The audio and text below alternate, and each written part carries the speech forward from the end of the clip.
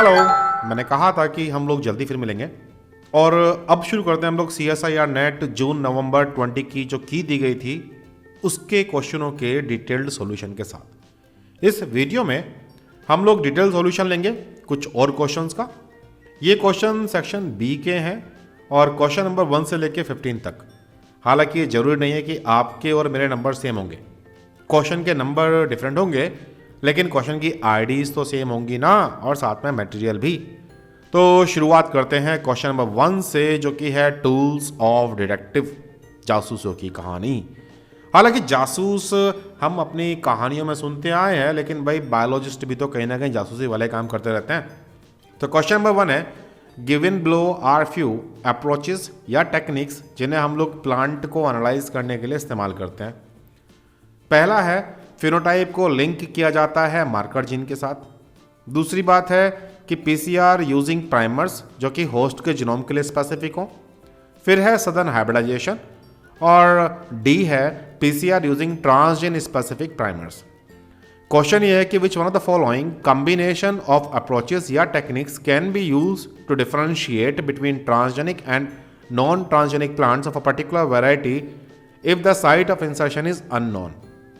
Question को solve करने के लिए हमें ये बहुत बढ़िया पता होना चाहिए कि भाई क्वेश्चन में एग्जैक्टली मांगा क्या जा रहा है।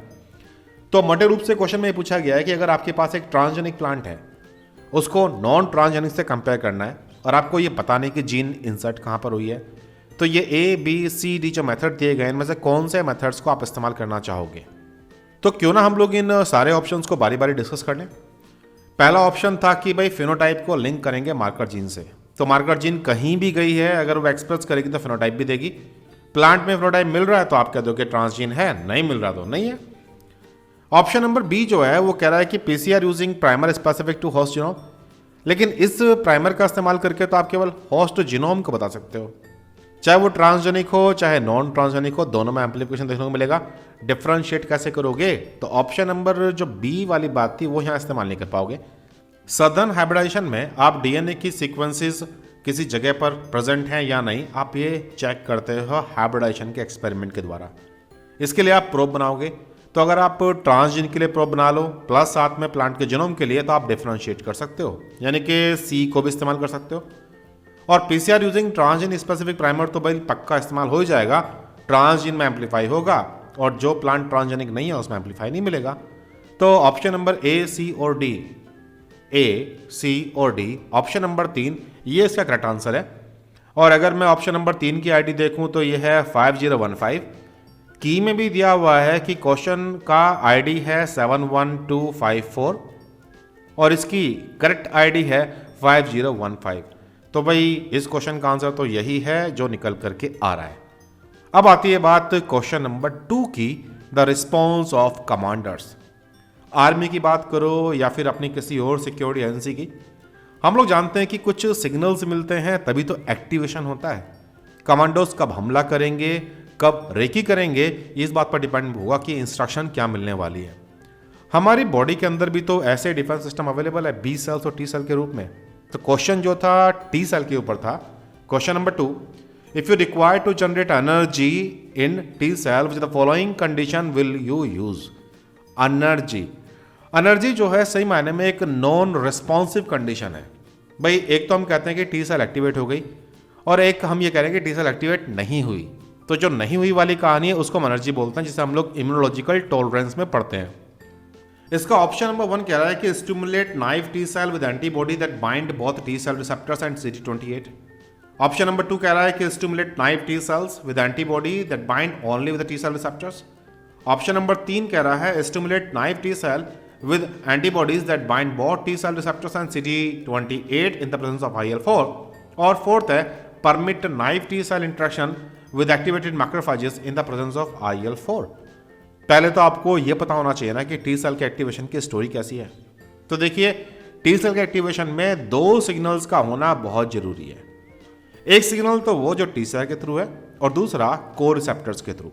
अब अगर दोनों सिग्नल मिल गए तो बोलेंगे हम कि T सेल एक्टिवेट हो गई, लेकिन अगर कोई सा एक ही सिग्नल मिला तो टी सेल एक्टिवेट नहीं होगी। इसी को बोलेंगे हम लोग टी सेल टॉलरेंस, या फिर कहेंगे energy. T cell energy is a tolerance mechanism in which the lymphocyte is intrinsically functionally inactivated following an antigen encounter. Basically कई बार ये हमें अपने ही एजेंट से बचाने के लिए होती है। तो देखिए एक्टिवेशन के लिए TCR, CD28 इन सभी का एक्टिवेशन होना जरूरी है। अगर इनमें से कोई सा भी एक एक्टिव नहीं हो पाता तो फिर टी सेल भी प्रॉपरली एक्टिवेट नहीं होगी।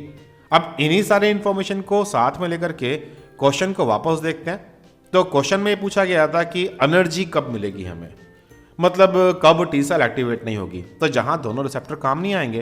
तो ऐसा तो भाई ऑप्शन नंबर 2 है, जहां पे stimulate naive T cell with antibody that bite only the T cell receptor.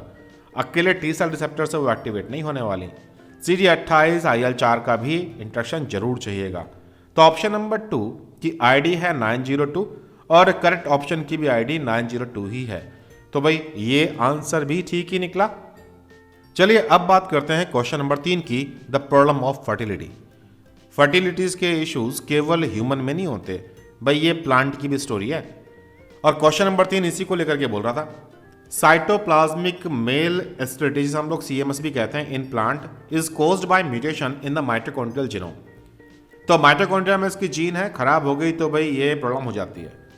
लेकिन इस CMS को हम रिस्टोर भी कर सकते हैं एक न्यूक्लियर जीन के द्वारा, और जो ये रिस्टोरर जीन्स है इसको हम लोग रिस्टोर ऑफ फर्टिलिटी भी बोलते हैं या RF, जो कि एक डोमिनेंट कैरेक्टर है, यानी कि सिंगल कॉपी में भी होगा तो ये अपना असर दिखाएगा।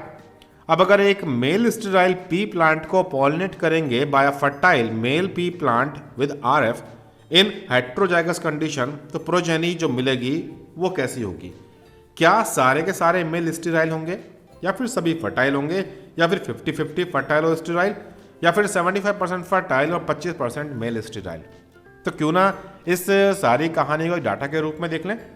हमने फर्टाइल रिस्टोर लिया है हेट्रोजाइगोट कंडीशन में और स्टेराइल लिया है होमोजाइगस कंडीशन में।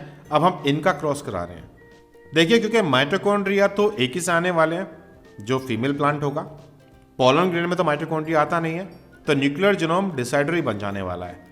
अब जिसके पास कैपिटल R होगा वहां पे तो आपको फर्टाइल मिल जाएंगे, लेकिन जहां स्मॉल r आएगा वहां मुझे स्टेराइल मिलने वाले हैं।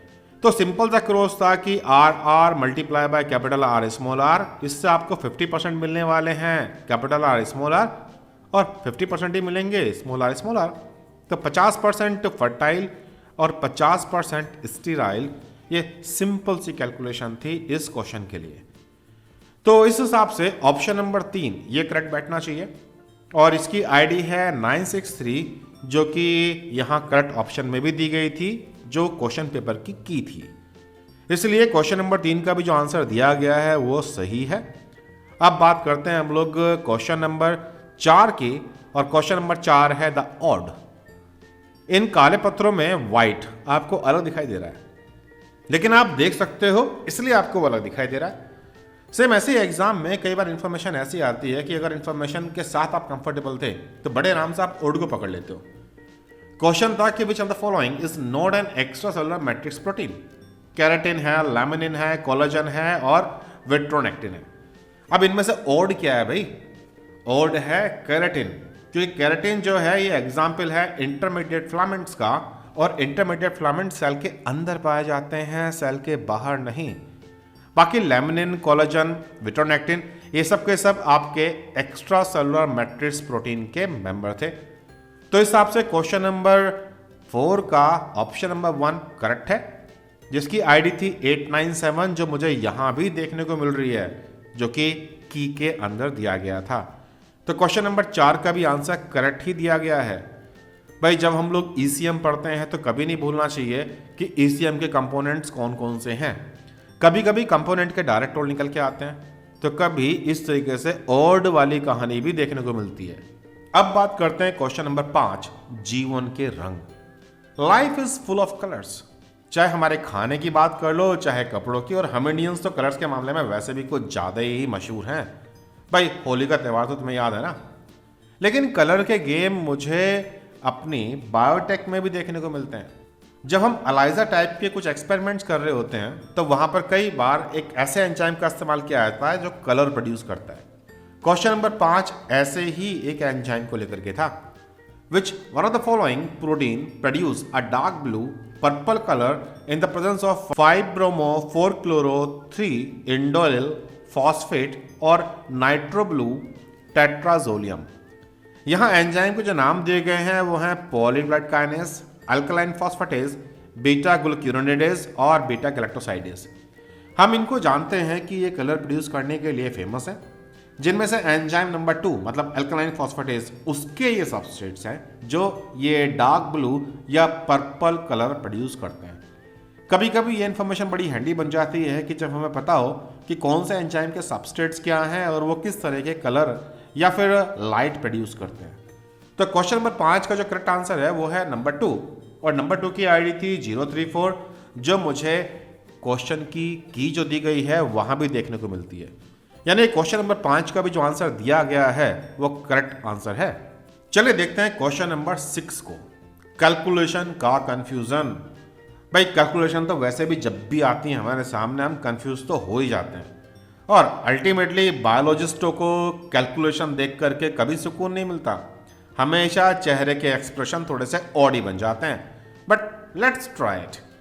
क्वेश्चन नंबर 6 है, rate constant for conversion of substrate into the product is 10 की power -4 per second, while the reverse rate constant is 10 की पावर -6 per second. एक एंजाइम एनहांस करता है rate of this reaction by 100 fold. अब equilibrium constant of this enzyme catalysed reaction is. भाई कुछ ऐसी कहानी आपको याद आ रही है जब कभी आपने एंजाइम काइनेटिक्स पढ़ी हो। आपने देखा था कि फॉरवर्ड रिएक्शन बैकवर्ड रिएक्शन अगर हम केवल यहीं तक फोकस करें तो हम KD निकालते थे, डिफ्यूजन कांस्टेंट K-1/K1, और यही प्रिंसिपल का इस्तेमाल मुझे यहां भी करना है। अब अगर मैं कहूं कि मेरा फॉरवर्ड रिएक्शन है 10 की पावर -4 का और बैकवर्ड रिएक्शन है 10 की पावर -6 का और इनको सॉल्व करना चाहूं ऊपर ला करके, तो नो डाउट मेरे पास आंसर आएगा 10 की पावर 2 का, यानी कि 100। लेकिन साथ में उन्होंने एक बात और भी ऐड की, 100 फोल्ड एंजाइम रिएक्शन को एनहांस कर रहा है।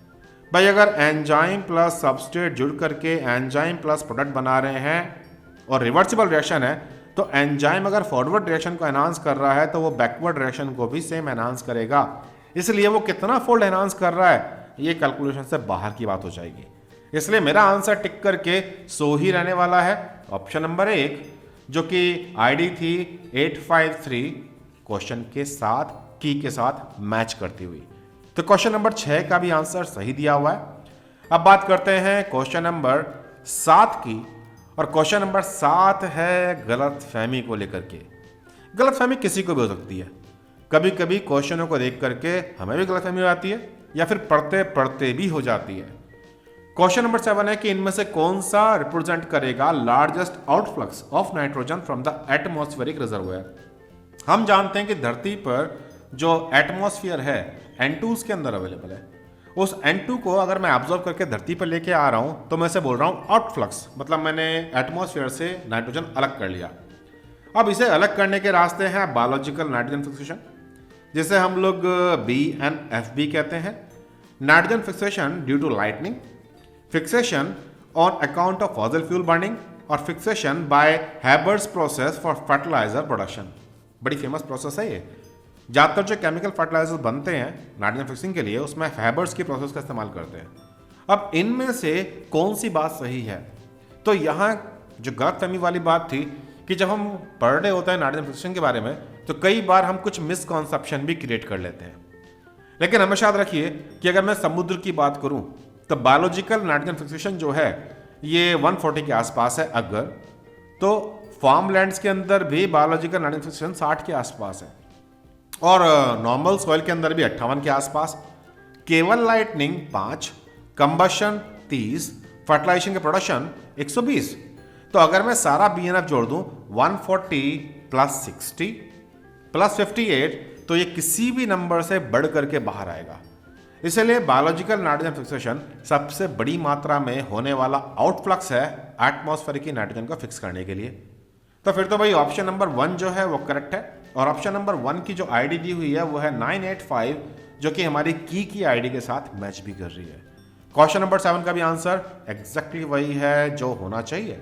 अब आती है बात क्वेश्चन नंबर 8 की, दोस्त या दुश्मन। कई बार समझ में नहीं आता कि भाई दोस्त दोस्त है या रियली में दुश्मन है। अब ऐसे ही दोस्ती दुश्मनी तो हमें plants animals, between plants and animals देखने को मिलती रहती है। और ऐसा ही क्वेश्चन नंबर 8 माइकोरहिज़ल फंजाई की बात कर रहा था। आपको याद होगा कि माइकोरहिज़ा फंजाई प्लांट की जड़ों की जो सेल्स होती हैं उनमें अपने आप को एम्बेड कर लेती हैं और अपने फाइबर्स को बढ़ा करके रूट हेयर्स की तरह एक्ट करती हैं, जिससे प्लांट न्यूट्रिशन एब्जॉर्ब कर सके। और क्वेश्चन उसी को लेकर के था। Mycorrhiza fungi are associated with a large variety of plant species. यहां डायग्राम में दिखाया गया है कि cost benefit curves individual plants with और without mycorrhizal fungi associated with the root across the soil nutrient concentration gradient. तो यहां एक तो है प्लांट का साइज और दूसरा है सॉइल न्यूट्रिएंट कंसंट्रेशन। हम ये देख रहे हैं कि जिन प्लांट में माइकोरहिज़ा अवेलेबल है और ये है डॉटेड लाइन के द्वारा रिप्रेजेंट किया गया, और जिन प्लांट्स में माइकोरहिज़ा नहीं है उन्हें सॉलिड लाइन से रिप्रेजेंट किया गया है। तो शुरुआत में आप देखिए कि डॉटेड लाइन ऊपर आ रही है, सॉलिड लाइन नीचे, जब न्यूट्रिशन की मात्रा कम थी। लेकिन जैसे सॉइल में न्यूट्रिशन बढ़ता जा रहा है तो आप पा रहे हो कि जिन प्लांट के साथ माइकोरहिज़ा है ये प्लांट्स का साइज कम है एज कंपेयर टू उन प्लांट्स के जिनमें माइकोरहिज़ा नहीं था। यानी कि जब न्यूट्रिशन ज़्यादा होना शुरू हो जाता है तो माइकोरहिज़ा बजाय बेनिफिट करने के उल्टा नुकसान करना शुरू कर देता है। Which one of the following option best describe the association between the plant and mycorrhiza when soil nutrition concentration is high. अब देखिए, पैरासिटिज्म, कंपटीशन, ये दो वर्ड्स हैं जो नुकसान को इंडिकेट कर रहे होते हैं। लेकिन मत बोलिए माइकोरहिज़ा प्लांट सेल के अंदर रहता है, एक पार्ट उसका, तो ये एक पैरासाइट की श्रेणी में आ जाएगा अगर नुकसान पहुंचाना शुरू कर दे। तो इस हिसाब से इसका ऑप्शन नंबर 1 जो है वो ज़्यादा बढ़िया है। ऑप्शन नंबर 1 की जो आईडी दे रखी थी वो है 4981 और की में भी 4981 ही करेक्ट आईडी है। तो इस हिसाब से क्वेश्चन नंबर 8 का भी आंसर एप्रोप्रिएट ही दिखाई दे रहा है। अब आती है बात क्वेश्चन नंबर 9 की। हीरो कौन? हीरो वो जो कहानी में सबको खुश कर दे, जो हारी हुई बाजी भी जीत जाए। लेकिन इस क्वेश्चन में, क्वेश्चन नंबर 9, यहां हीरो की बात है एक ऑपरोन में। हम जानते हैं कि किसी भी ऑपरोन में मल्टीपल कंपोनेंट होते हैं। इनमें से कुछ कंपोनेंट वो हैं जो इस ऑपरोन को ऑन कराएंगे और कुछ कंपोनेंट ऐसे भी हैं जो उसे ऑफ कराते हैं, ऑन होने नहीं देते। तो अगर यहां बात करना चाहो तो भाई हीरोज वो हो गए जो उसे एक्टिवेट करा रहे हैं और विलन्स वो हो गए जो काम करने नहीं दे रहे। कहानी थी गैल ऑपरोन की। तो विच one of the following statement about गैल जीन एक्सप्रेशन इज फॉल्स। अब ये गैलेक्टोज को यूटिलाइज करने वाला ऑपरोन है। अब इसके बारे में कुछ बातें दी गई हैं, इनमें से कोई सी एक बात फॉल्स है। पहली बात है Gal4 is a positive regulator of gal genes. दूसरी बात है the US regions that regulate the gal gene expression harbour short phased 80 repeat every 10 base pairs. और Gal80 is a positive regulator of Gal4 और Gal80 is a negative regulator of Gal3. हालांकि question पढ़ के भी idea मिल जाना चाहिए कि statement number 3 और 4 एक दूसरे के अपोजिट हैं, तो पॉसिबली इन दो में से एक आंसर हो सकता है। लेकिन इसके लिए गैल ऑपरोन की बेसिक कॉन्सेप्ट आपको क्लियर होनी चाहिए। जब गैलेक्टोज एब्सेंट होता है तो गैल80 नाम का प्रोटीन कॉम्प्लेक्स गैल4 होमोडाइमर को डीएनए से बाइंड करने से रोक देता है। जो बाइंडिंग साइट है वो है यूएस, और क्योंकि यहां बाइंड करने के बाद में ट्रांसक्रिप्शन को ऑन होना चाहिए तो ये 80 रिच रीजन होते हैं। जब गैलेक्टोज प्रेजेंट होता है तो गैल3 आकर के गैल80 से बाइंड करता है और गैल80 को काम नहीं करने देगा। काम क्या था गैल80 का कि गैल4 को चिपका के रखो। अब क्योंकि वो काम नहीं कर पा रहा तो गैल4 होमोडाइमर्स आजाद है, वो डीएनए से बाइंड करेंगे अपनी बाइंडिंग साइट पर यूएस और ये गैल जीन के ट्रांसक्रिप्शन को ऑन कर देंगे। तो यहाँ तो डाल डाल में पात पात वाली कहानी भी है। गैल4 का इनहिबिटर है गैल80 और गैल80 का इनहिबिटर है गैल3। यही सारी कहानी अब क्वेश्चनों में चेक करनी है। तो पहली बात, गैल4 पॉजिटिव रेगुलेटर है गैल जीन का, यह है ट्रू स्टेटमेंट, क्योंकि जब गैल4 बाइंड करता है डीएनए से तो जीन ऑन हो जाती है। ऑप्शन नंबर 2 था कि द यूएस रीजन जो रेगुलेट करता है गैल जीन एक्सप्रेशन को, इसमें छोटे और हर थोड़ी देर में रिपीट होने वाले 80 सीक्वेंस पाए जाते हैं।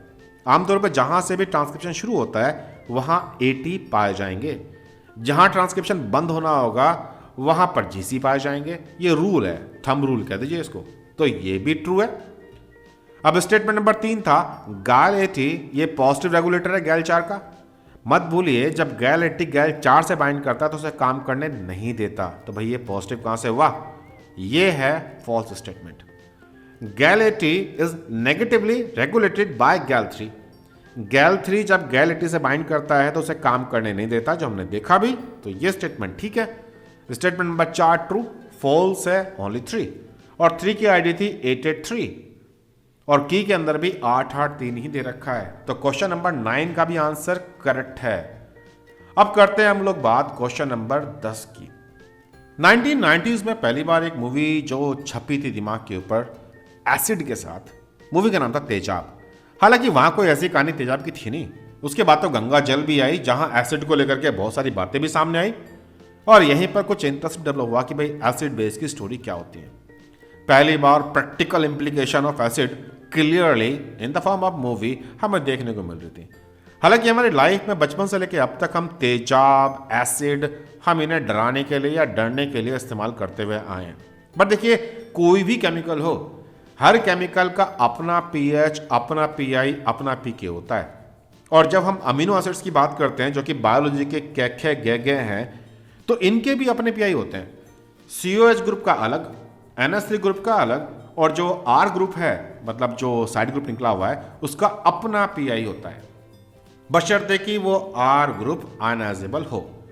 तो हम पाते हैं कि टायरोसिन का भी अपना पीआई वैल्यू है, सिमिलरली सिस्टीन का, एस्पार्टिक एसिड, ग्लूटामिक एसिड का, और हिस्टिडीन, लाइसिन और आर्जिनिन का।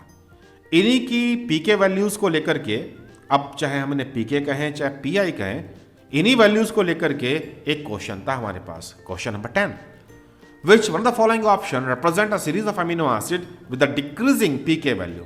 तो अब यहां अमीनो एसिड है आर्जिनिन, लाइसिन, सिस्टीन और हिस्टिडीन।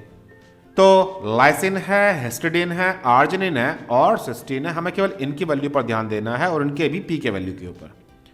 तो अब इनमें से डिक्रीजिंग ऑर्डर की बात करेंगे। सबसे ज्यादा आर्जिनिन की है, तो ऑप्शन नंबर 1 में आर्जिनिन है और सेकंड में भी आर्जिनिन है सबसे पहले नंबर पे।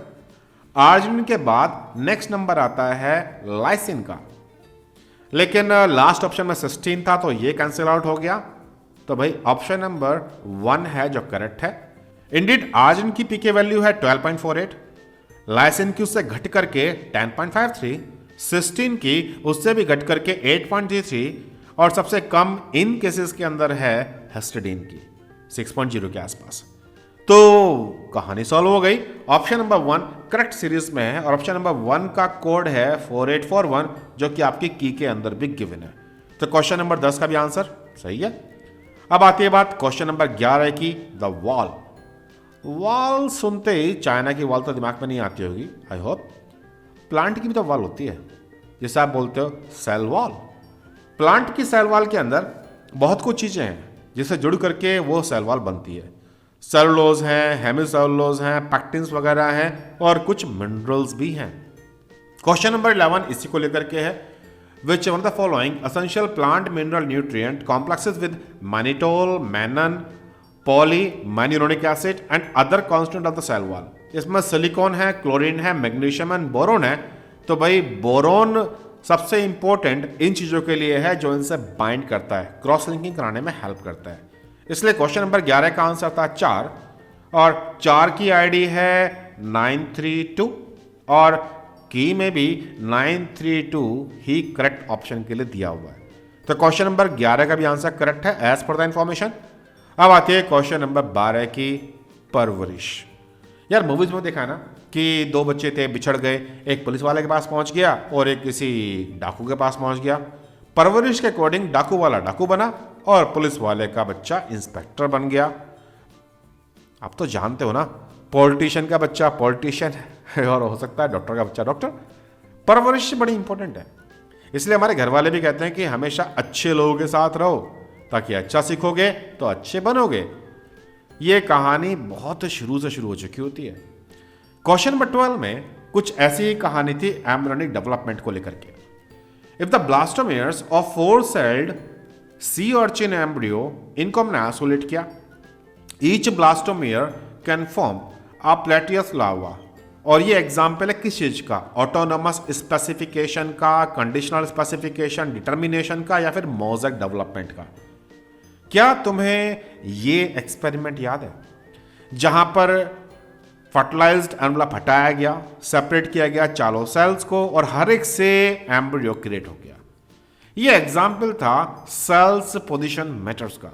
कंडीशनल स्पेसिफिकेशन को डिफाइन करने के लिए सी अर्चिन एम्ब्रियो का एक्सपेरिमेंट था। तो ये असल में कंडीशनल स्पेसिफिकेशन समझाने के लिए होता है। ये साबित करता है कंडीशनल स्पेसिफिकेशन से भी कुछ स्पीशीज में डिसाइड होता है कि सेल क्या बनने वाली है। तो क्वेश्चन नंबर 12 का करेक्ट आंसर है ऑप्शन नंबर 2, और 2 की आईडी है 4914 जो कि यहां भी गिवन है। तो क्वेश्चन नंबर 12 का भी आंसर करेक्ट है एज पर द इंफॉर्मेशन। अब बात करते हैं क्वेश्चन नंबर 13 की।